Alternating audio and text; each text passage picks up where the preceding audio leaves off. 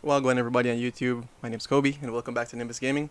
So today we'll be going over a Khora Prime build, seeing that the Khora and Garuda Prime Resurgence will be coming up in the next 6 days, so on October 24th, because I am recording this on the 18th. So today we'll be going over my Khora build, the one that I use typically in Steel Path, and give you guys a rundown of exactly what I do and exactly how the build works and the synergies that I use. Right? So before we even get into that stuff, let me go ahead and take you guys to the simulacrum so we could then go over the abilities and then we'll go into the build itself.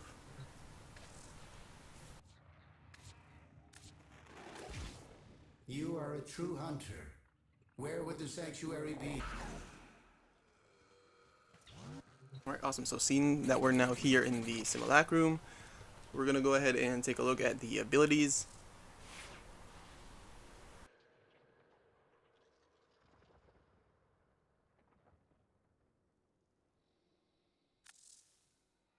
So for Khora's abilities, her first ability, as we all know, it's Whip Claw. Essentially, you use your first ability to swing a whip, I guess.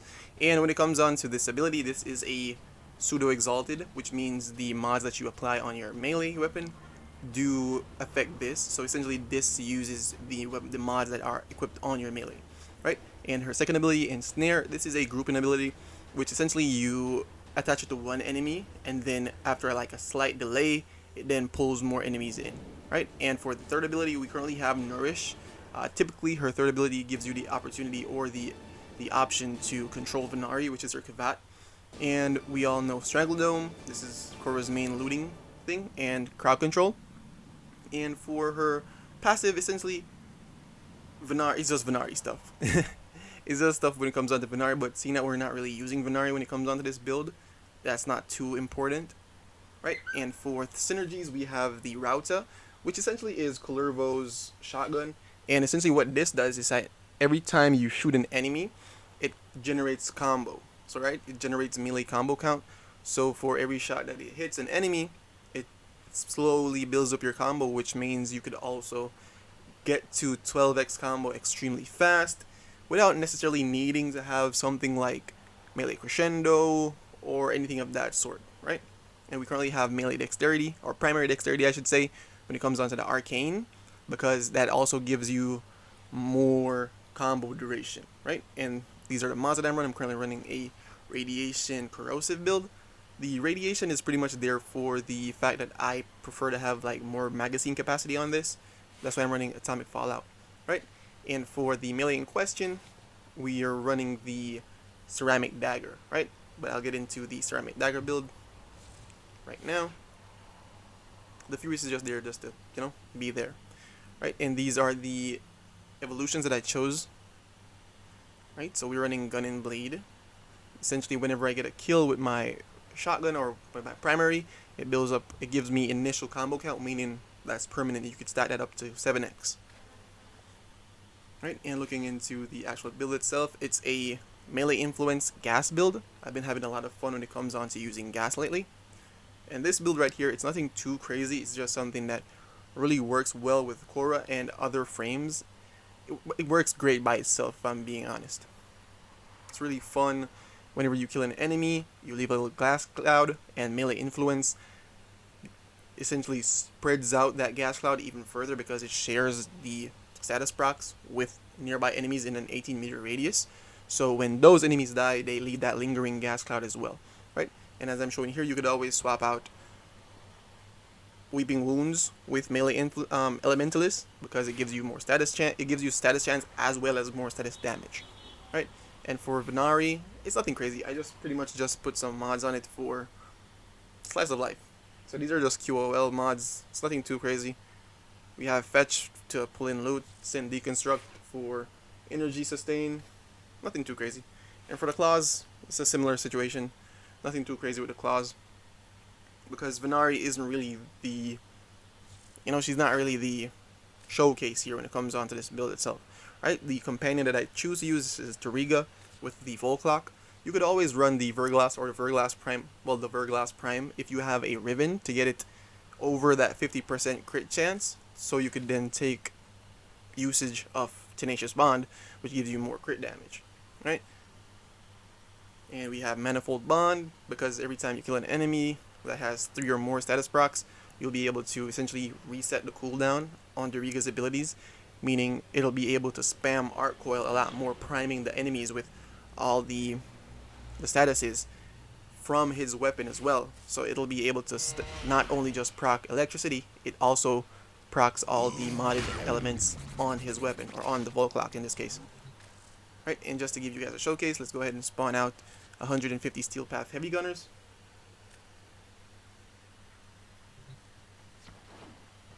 So essentially what you want to do is get a few shots in to build up your combo count.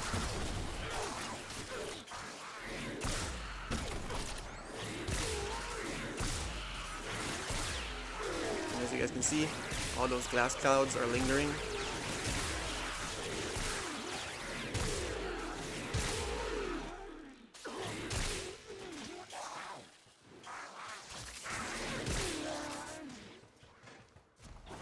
And also, if you guys want to run like more status duration, that would be even more effective, seeing that you'd be able to have those glass clouds linger a lot longer. Right, so let me go ahead and pop Nourish.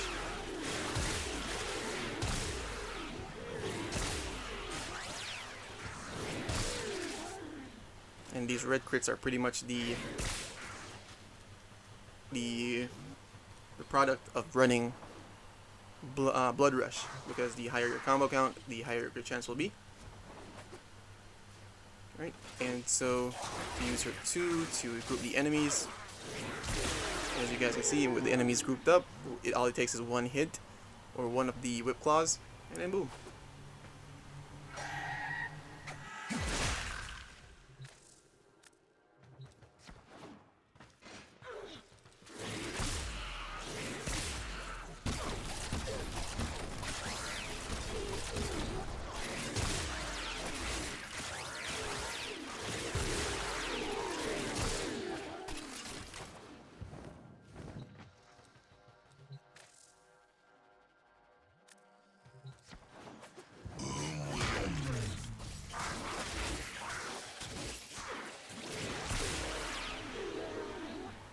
Boom.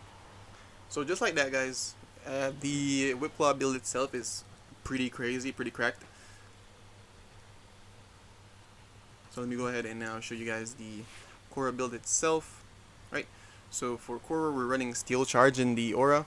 We're running Rush just because. You could always run something like Power Drift or Cunning Drift, anything, or better yet, Prime Sure-Footed if you have it. I don't, hence why I don't run it, and I don't see the sense of running the normal Sure-Footed. It just doesn't make much sense. So I go for Rush because I like moving fast. For this build, I wanted to put some purple shards. I just don't have enough Stella to actually merge my shards, so I didn't run any. Right, because having the Prime Flow would give me a lot more crit damage. So I'm currently working on getting some Stella to then put it into that. Maybe then I'll then do a refresh on this build. You could always swap out Rolling Guard for adaptation, seeing that I'm running Arcane Reaper, as well as using Vitality on that as well, because it's somewhat of a health tank build. Right, and this would be the loot, the one for loot. You'll just switch out a few mods to get more range and get the Strangledome mod, the Pilfering Strangledome.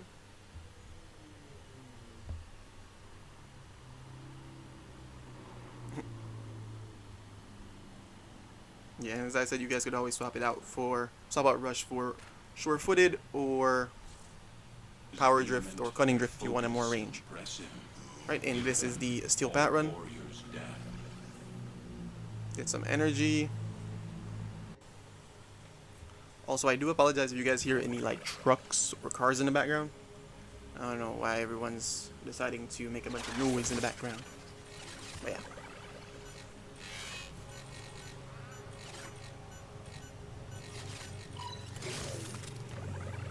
They have just shut down all systems. I'm sending life support capsules your way. So typically what I do when it comes down to the start of the missions is I'll just go around and shoot the route a few times to build up my combo count, to get into that red crit and orange crit territory. Just a few shots get me there. Also, I do apologize for the frame rate on this video. I know the previous videos slightly got a little bit better, Not sure what was going on with this one. We use that rolling guard, and you could always throw your strangle dome whenever you feel like you need a little bit of crowd control. Maybe the enemies are overwhelming you, or there's just a little bit too much in the area. You could always throw the strangle dome out to essentially just mitigate that problem real quick.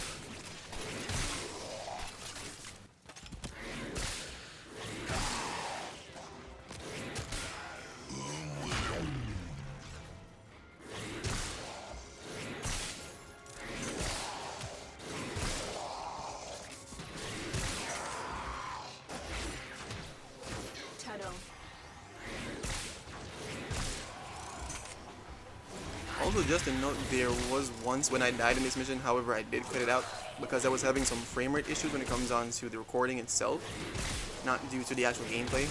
I actually died when I was fighting Vor. Vor spawned in, and he's pretty much just kept teleporting, and the issue with Vor, you have to actually hit him in his torso to actually hurt him. And every time I whip clawed, it was just hit somewhere else, which is actually weird because I do think the explosion on whip claw should be an AoE. Well, it is an AoE. I'm just not sure what was going on with Vor.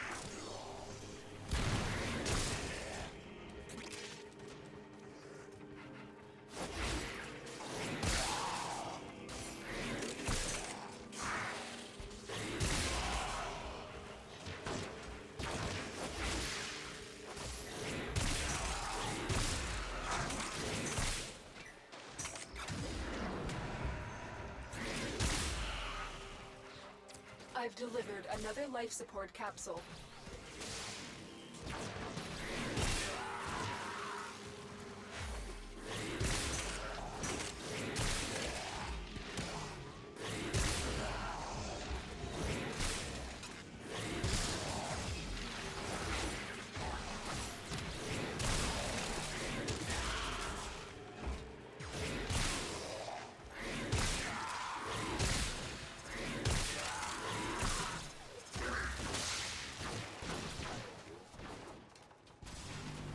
And as you guys can see, a few times my shield does break.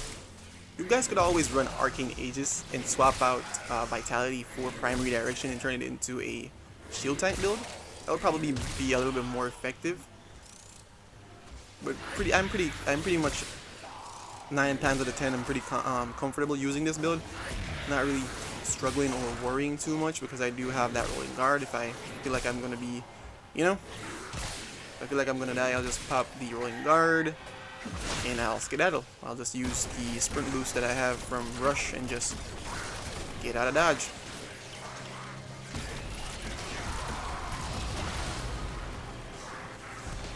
Also, you guys may see me switch out my melee weapon and actually go Incarnate form with the ceramic dagger. I don't know if that makes that big of a difference, if I'm being honest. I'm not sure if it does that big of a difference. But if it does, and you do, and you know, let me know in the comments. And here I am fighting, is this Foilings? No, Torment. Yeah. So pretty much like 3 or 4 hits from the whip claw actually puts him down. This is when I died to Vor. Bro showed up at the worst time possible.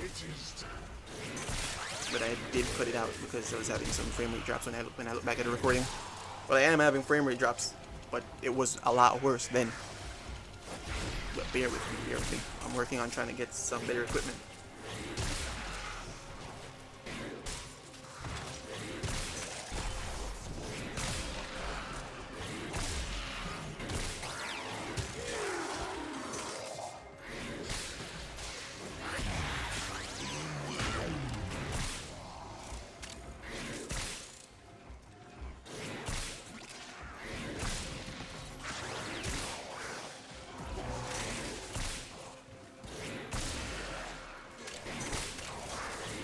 Also, when it comes on to running both companions, well, you typically would run both companions regardless. The perk of it is that you could always run Tenacious Bond on both of them, as you guys see me using, and it does stack. I'm not sure if that's intended, but it does stack.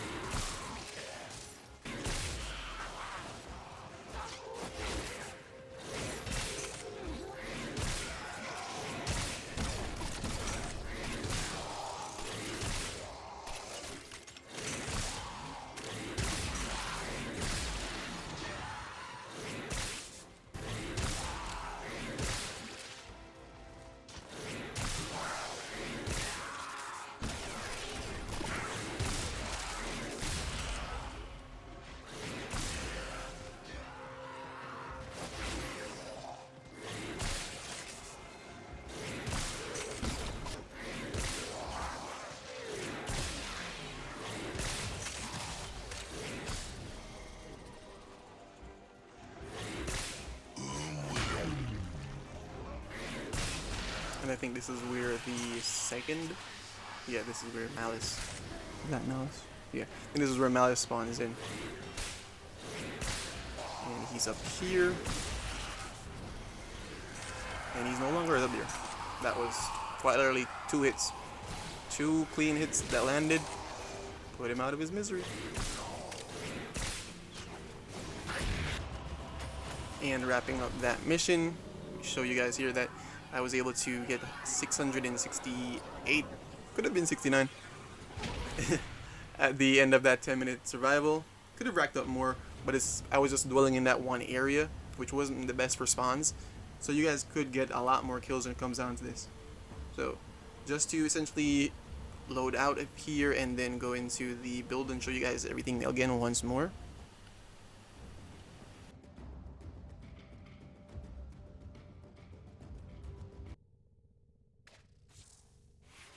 So to wrap things up, here you guys go. This is the build once more when it comes on to exactly what I'm running. As I said, you guys could always switch this out from a health build to a shield tanking build, which would probably work a little bit better for you guys. Go ahead and swap out Arcane Reaper for Arcane Aegis, and then swap out the Vitality for Prime Redirection. Turn this into a shield tank build. It'd probably work out just a little bit better. I'll actually do that myself and give it a try, and I'll let you guys know. Probably I'll do it in a pinned comment or something. So just stay tuned for that. Yeah. So I want to thank everyone for subscribing. I want to thank everyone that's been leaving likes and leaving comments on the videos. I do really appreciate them, and they do give me a lot of insight on what you guys want to see. I'm currently working on a best top 5, or top 5 in my opinion best weapons. I'll probably be splitting that video into 3 parts, one for melee, one for secondaries, and one for primaries. Someone in the game messaged me the other day. Thank you guys for shouting me out in the game. I really do appreciate it. And yeah, so I'll be working on those videos for the request of that person. So thank you guys for joining me. Bye.